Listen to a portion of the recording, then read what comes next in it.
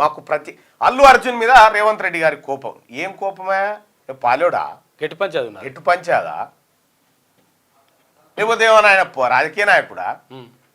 అల్లు అర్జున్ గారు రాజకీయాల గురించి తెలియదా? వాళ్ళ మామ తరపున పోయి నిలబడితే వాళ్ళ మామని ఎవడు ఓటు వేయకపోయా, పట్టించుకోకపోయా. సో సినిమా హీరోల మందం ఉంటే ఎవరికే ఇబ్బంది లేదు. ఈ కార్యక్రమాలను చేస్తే ఇప్పుడు ఇదే సినిమాకి సంబంధించి చాలా మంది ట్వీట్లు చేసిరు కదా. జానీ మాస్టర్ని ఒక బీసీ బిడ్డని అక్రమంగా అరెస్టు చేసి 2019లో ఘటన జరిగితే 2023లో కేసు పెట్టి జైలుకు పంపినప్పుడు మీ ట్వీట్లు ఎట్టుపోయినాయి? జానీ మాస్టర్ విషయంలో జాతీయ అవార్డు, మన తెలుగు నేషనల్ జాతీయ అవార్డు నా కుక్కనికే ఉండాలి, గానికి వస్తుందా అని చెప్పి కుట్ర పన్నిన దాంట్లో అల్లు అర్జున్ లేడా? జానీ మాస్టర్ జైలుకు పోవడానికి అల్లు అర్జున్ కుట్ర ఉందా లేదా? ఆయనకు మధ్యంతర బెయిల్ కోర్టు ఇస్తే వెంటనే నేషనల్ అవార్డు వెనక్కి తీసుకోండి అని చెప్పి లేఖ రాసింది వీళ్ళు కాదా? నిందితునికి అవార్డు వెనక్కి తీసుకుంటారా? అవసరం అట్లా? ఇప్పుడు ఈ కేసులో అల్లు అర్జున్ ముద్దాయి కాబట్టి నేషనల్ అవార్డు వెనక్కి ఇస్తాడా? అంటే అల్లు అర్జున్ గారు ఎనుకో ముందో కాలం మీ దాకా కూడా వస్తుంది. నా జైలు దాకా ఉన్నావు కదా, రాత్రి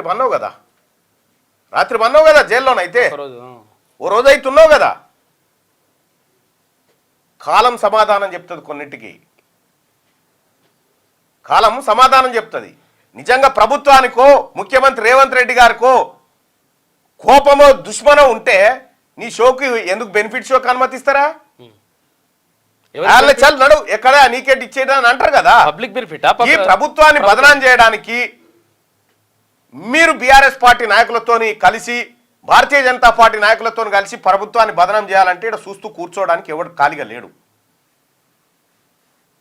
చట్టం తన పంతాన్ని చేసుకుంటూ పోయింది, న్యాయస్థానం నీకు బెయిల్ ఇచ్చింది, బస్ అంతే. ఇంకా ఏమైతే ఏం సినిమాలయా ఈ పుష్ప గురించి? ఏం సినిమాలయా అది? ఏం తయారు చేస్తావు? ఎర్రచందనం దొంగల ఏం సందేహం ఇస్తున్నావు? దానికి నేషనల్ అవార్డా? సందేశం ఏంది? జై భీమ్ సినిమా కదనే రావాల్సింది నేషనల్ అవార్డు. జై భీమ్ సినిమా రియాలిటీ, తమిళనాడులో జరిగినటువంటి ఒక యథార్థ ఘటన. జై భీమ్ సినిమాలో ఒక హేబియస్ కార్పస్ పిటిషన్ ద్వారా ఆ సినిమా వృత్తాంతం నడుస్తుంది. ఆ సినిమాలో చాలా అద్భుతం ఉంది, భారత రాజ్యాంగాన్ని ప్రతిబింబించింది. కదానే ఈ దొంగలకు అవార్డులు ఇచ్చుడేందా అని చర్చ జరిగింది అప్పట్లోనే. కేజీఎఫ్ అవార్డు, దీనికి అవార్డు, ఏది పుష్ప 2 అవార్డు, పుష్పక అవార్డు, ఇదా? అయినా కూడా మీ ఇష్టం, మీ సినిమా తీసుకున్నారు, ప్రేక్షకులు చూస్తున్నారు, వాళ్ళ ఇష్టం. ఓకే, మేము దాంట్లోకి రాదలుచుకోలేదు. కానీ బాధ్యత ఉంటుంది. ఈ ప్రజల దగ్గర, ఈ అభిమానుల దగ్గర మనం డబ్బు వసూలు చేసి సంపాదించుకున్నప్పుడు ఆ అభిమానుల ప్రాణాల మీద, అభిమానులకు ఏమైనా జరిగితే, లేకపోతే ప్రజలకు ఏమైనా జరిగితే మనం కొంత బాధ్యత, రెస్పాన్సిబుల్గా ఫీల్ కావాలి కదా.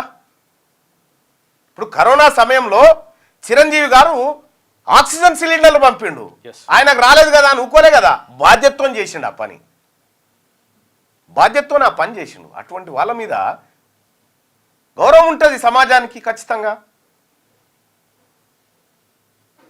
మీరు లేరా? సుకుమారు నువ్వు ఇద్దరు కలిసి జానీ మాస్టర్ పైన అక్రమ కేసులు పెట్టించిన దాంట్లో మీ పాత్ర లేదా? చెప్పురి. ఎవరున్నారు?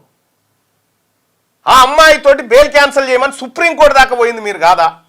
పంపించింది మీరు కాదా? అంటే ఒక బీసీ సినీ కళాకారుడికి అన్యాయం, నీకు ఇంకో న్యాయమా? ఎటుపోయినావు? కేటీ రామారావు అలా పెట్టలేదు ట్వీటు.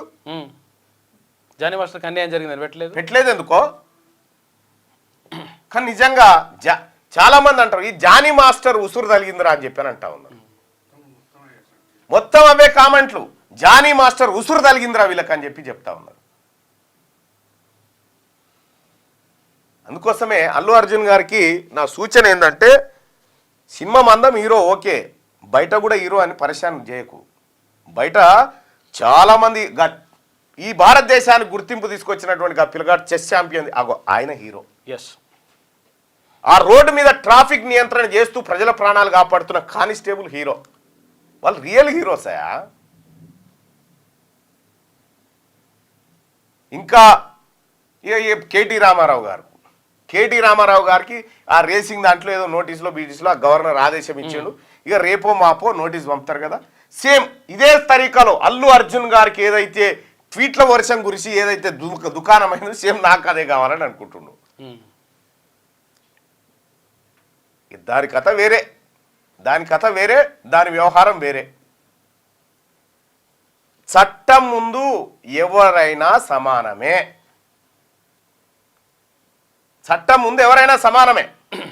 అది చెప్పదలుచుకున్నా నేను మార్నింగ్ న్యూస్ ద్వారా. క్యూ న్యూస్ లో పనిచేయటకు అనుభవం గల కెమెరామ్యాన్లు కావాలను సంప్రదించవలసిన నెంబర్లు 8688926084. qnewsads@gmail.com ను సంప్రదించండి. లైక్ చేయండి.